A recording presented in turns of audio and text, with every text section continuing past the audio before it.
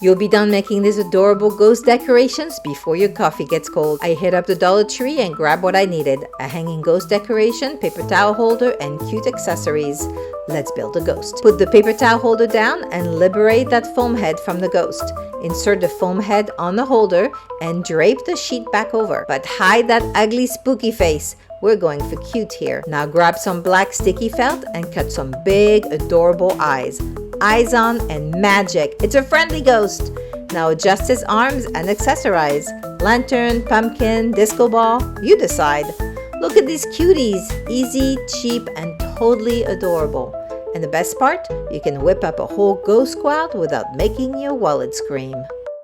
If you enjoyed my video, please subscribe to my channel and visit my website for party printables, party tips, and tons of freebies. See you there!